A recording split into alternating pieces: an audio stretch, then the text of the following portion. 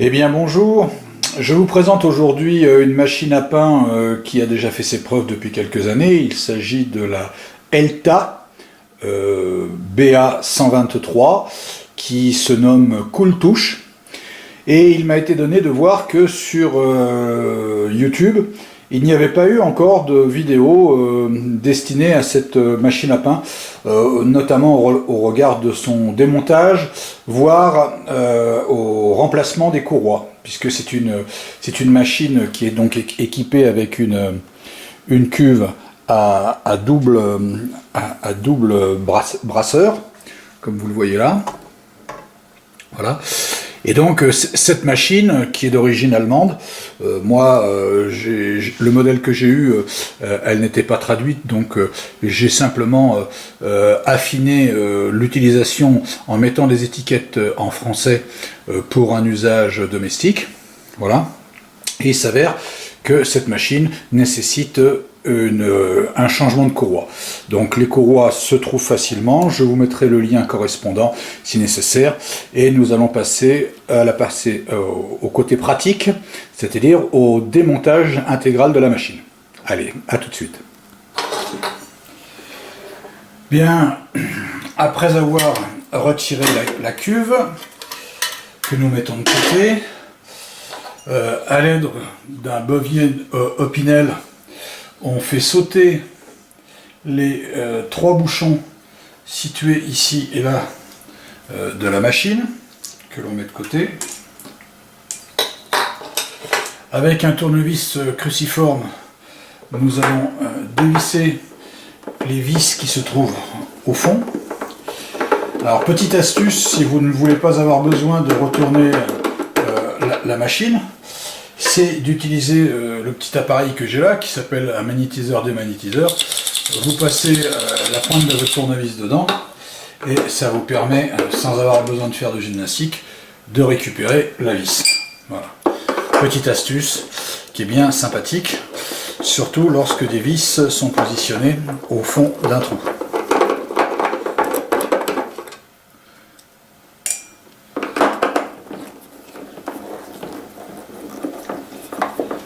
Alors, en matière de récupération par un biais magnétique, j'ai également la possibilité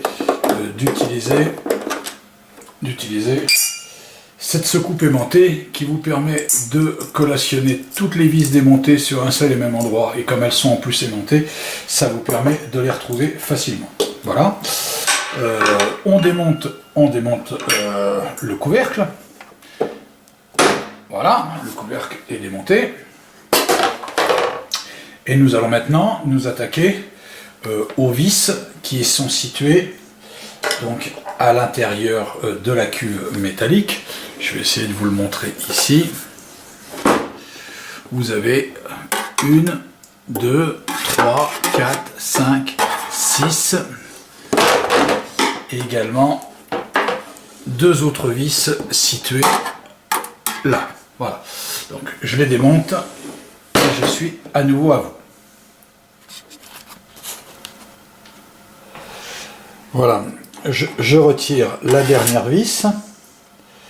Donc vous voyez, ce sont des petites vis à filetage métallique. Et donc au total, nous en avons 2, 4, 6, 7 et 8. Qui sont donc positionnés sur le fond de cuve. Nous allons maintenant voir comment retirer l'entourage ici sans décellulariser le joint ici présent. Alors on utilise un tournevis à bout plat, on le passe sur un des côtés et vous allez voir, ça monte assez facilement. Alors il faut prendre en compte le fait qu'il y a sur cette partie-là un petit bossage, donc il ne faut pas hésiter à appuyer légèrement pour faire passer le bossage, tout en tirant de la même manière de chaque côté pour que l'ensemble monte sans problème. Voilà, là vous avez un renfort ici. Voilà, une fois que le bossage est passé, l'ensemble de la protection de cuve monte toute seule. ça ne représente pas de difficulté particulière.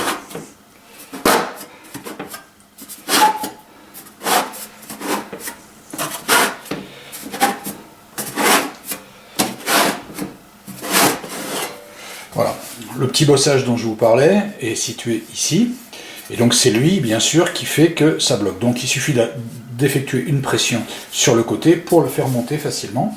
Et vous avez également ce petit renfort de pliage qui est donc ici, et qui vient des fois heurter le bord du joint. Donc le joint, vous pouvez le laisser, il n'est pas nécessaire de le démonter. Maintenant, on va déclipser la partie plastique. Donc je reviens vers vous. Alors, on désolidarise la partie supérieure. Voilà, elle se déclipse. Vous faites attention à la nappe électrique qui est donc ici. Pour ma part, je n'ai pas trouvé nécessaire de la démonter, puisqu'il suffit simplement de positionner le couvercle de cette nature.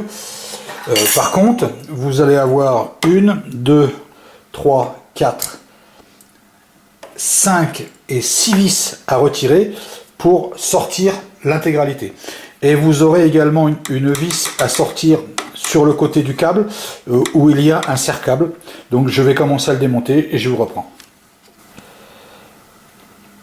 Bien, après avoir démonté les vis, les 6 vis qui tiennent le plancher à la machine, vous avez une vis à desserrer au niveau d'un serre-câble qui va vous donner de l'aisance pour pouvoir sortir le mécanisme complet. Voilà, donc je dévisse simplement, sans même avoir besoin de l'enlever complètement. Je desserre le deuxième, voilà, et en fin de compte, je vais tout simplement sortir, voilà, le serre-câble qui me donne l'aisance nécessaire au niveau du câble pour accéder à la mécanique. Voilà. À partir de ce moment-là, vous accédez à la machine par l'envers. Et vous voyez, vous accédez directement aux courroies. Voilà. Donc je vous reprends tout de suite pour vous montrer comment se présente le démontage des courroies.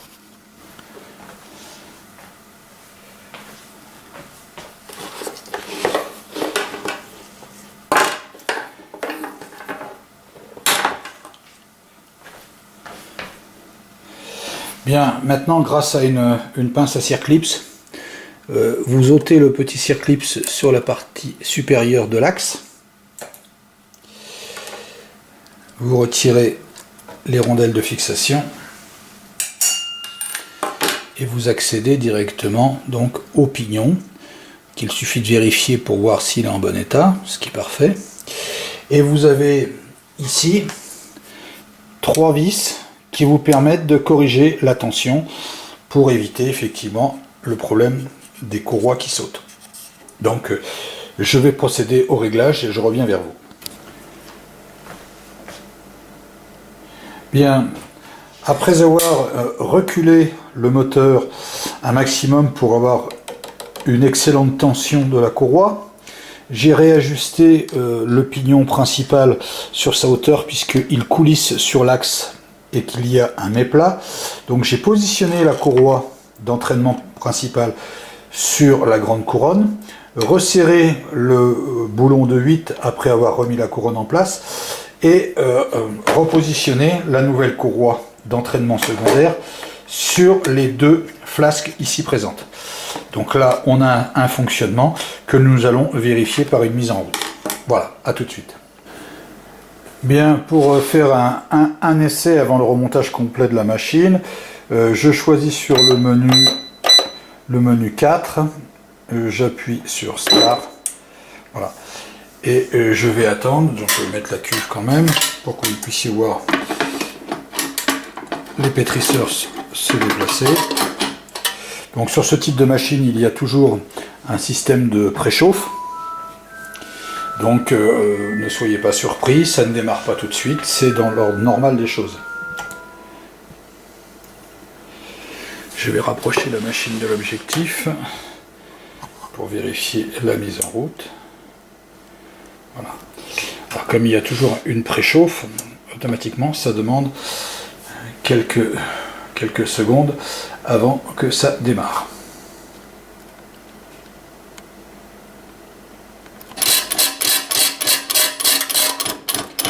Voilà, après quelques minutes d'attente, eh bien, le mécanisme s'est mis en route et comme vous pouvez le voir, les pétrisseurs fonctionnent parfaitement bien. Pour l'instant, ils sont en alternatif et ensuite ils vont passer en position continue.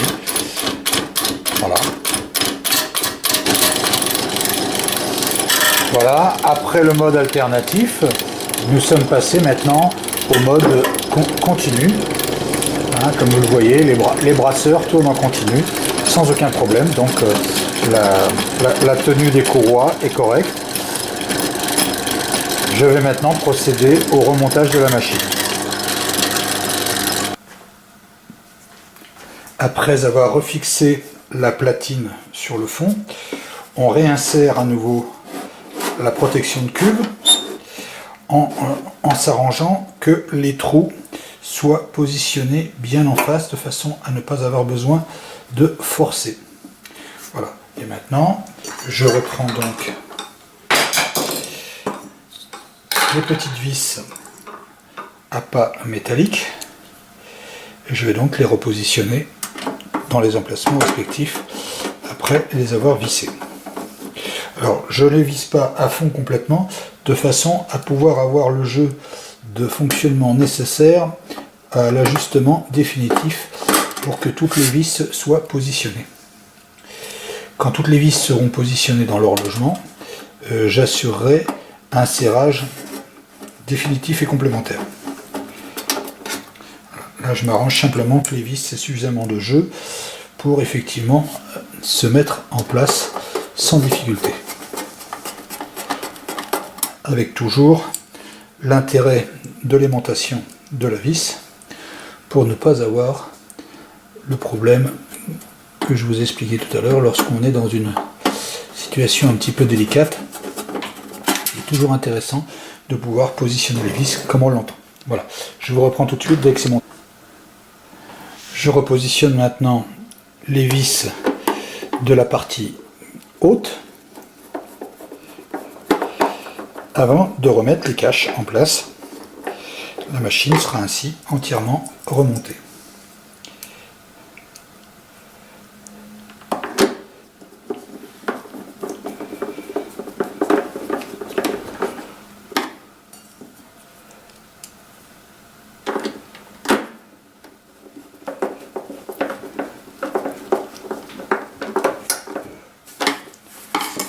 Voilà, la machine est entièrement remontée. On n'a plus qu'à remettre les caches à leur emplacement.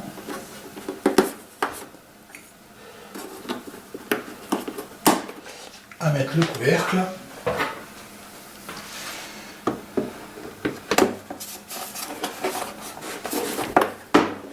Voilà, la machine est à nouveau opérationnelle. Je mets la cuve et je vais procéder à un essai. Bien, après avoir remonté la machine, nous allons procéder à la mise en route avec une fabrication d'un pain rapide. Donc je verse déjà l'eau dans la cuve, soit 300 ml. Ensuite vient une cuillère à café de sel. Je vais poser la caméra 2 secondes, ça sera plus simple. Voilà. Je mets donc le sel dans l'eau. Attention de ne pas se tromper en ce qui concerne la position de ce sel, puisque si vous mettez le sel sur la levure, vous tuez la levure. Maintenant, je mets les 500 g de farine directement dans ma cuve. Voilà. Je fais un puits au milieu et je vais y placer ma levure. de la levure de boulanger directement dans le puits. Moi personnellement, en tant qu'exhausteur de goût, je rajoute 2 cuillères à café de sucre cassonade.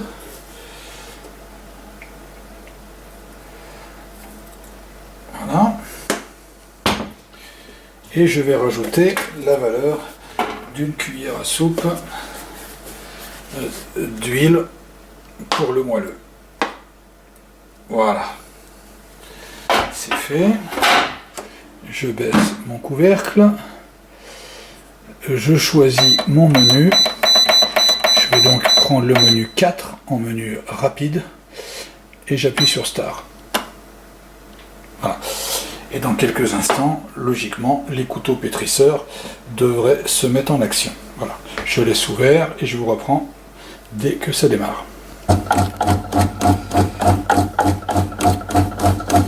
La mise en marche des couteaux pétrisseurs vient de se faire.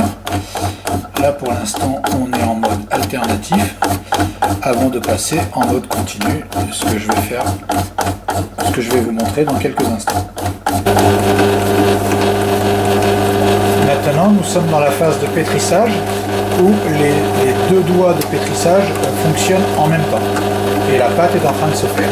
Je vous reprends tout à l'heure. Bon, le pétrissage vient de se terminer, la boule est formée et maintenant la cuve va rentrer en préchauffe pour faire lever la pâte. Donc je vous reprends tout à l'heure. Après une montée de la pâte, le pain est en cuisson. Après 1h40 de cuisson, le pain est terminé. Voilà, donc je vous laisse sur cette vidéo qui j'espère vous aura permis de découvrir cette machine à pain particulièrement intéressante et qui vous permet de faire des pains d'excellente qualité. À bientôt, au revoir.